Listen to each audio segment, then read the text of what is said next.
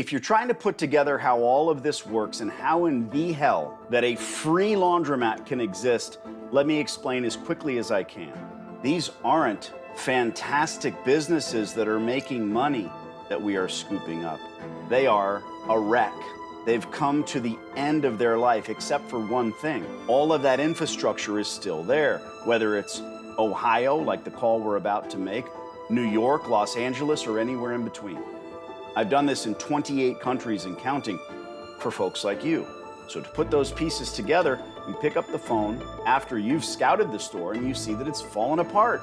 I can't tell you how many soda and snack machines that we see that are empty. They're clueless. They don't know how to do that. So these folks that you're seeing on these live calls have decided to bring me on board, and I'm going to do my level best to make that landlord, not the operator, not the broker that's selling the business, not their cousin or nephew or best friend, but the landlord or their agent, the one that can hand you a lease for free. I make them understand why they want to. Let's make that call now.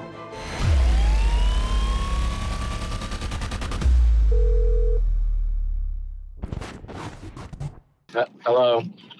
Hello, looking for Mark. This is Mark.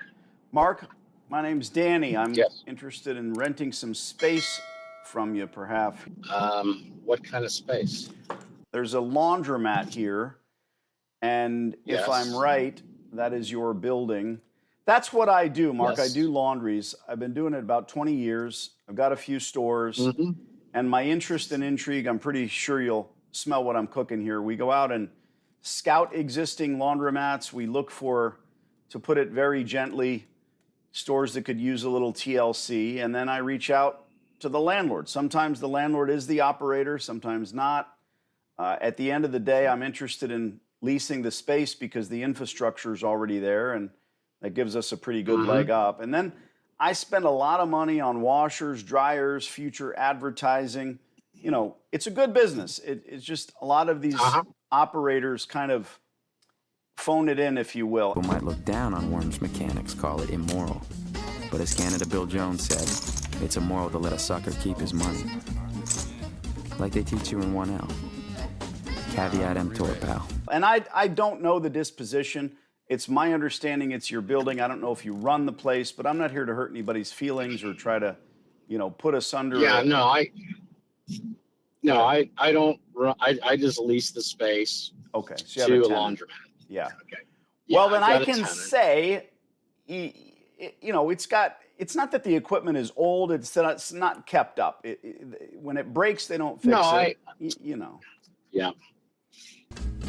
Well, my Uncle Les says when the money's gone, it's time to move on. So Yeah, he might be looking to retire. I don't know. Yeah. He's he operates two. He's got this one and he's got one, I believe, in Canal Fulton. Right. I'm not terribly sure how invested he is in it. Who knows? I mean, he may be looking to get out. I don't know. Now, am I when I put your name in, it pops up that you run the restaurant as well? Yeah, I run the restaurant. I own the building. I run the restaurant. Okay.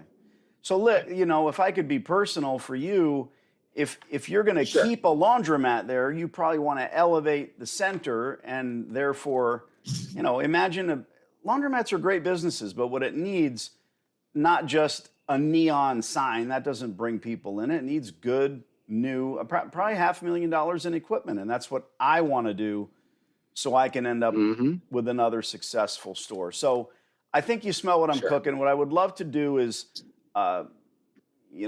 exchange emails, and maybe we talk in 6 hours or 6 days or 6 months or 6 years. I'm looking to beat you up on the rent, make a reasonable and commensurate lease rate, and spend money on equipment, if that makes sense. And then if you ever want to sell the building, you do so with a really good tenant in place. I think you get it.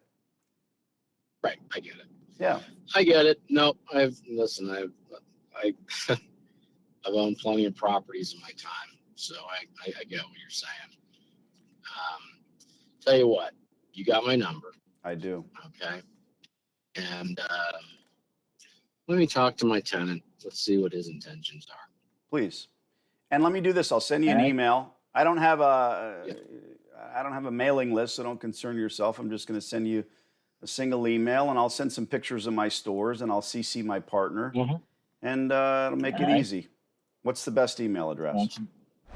Couldn't be easier. And I understand I call you counselor as well. Yes, correct. All right, good. I might need that later. All right. Counselor Paisan, I appreciate you. I'll send you a little email. I'm Danny. I'll CC my partner, Evan. Thanks for the time. All right. All right, Very ciao. good. Thanks. Bye-bye. Man about town. I guess so, huh? So that is, I want to say, probably about as good as you can ask. You give me a number, you know the guy is a landlord, you believe the guy is also operates the Italian food place, so he's got a vested interest. So I'm going to press that nerve, right? I'm going to say, oh man, imagine having a nice tenant next door to your restaurant. It kind of drags it all down. It's nasty. And we do our level best to make sure that that's all right. And he said, I'll go to my tenant, I'll figure it out. I want you to set your calendar for a month. We'll call him back, we'll remind him of the conversation. And right now I'm going to send him an email. Thank you for the hard work, and we'll talk soon. Appreciate your time. Thank you. All right, buddy.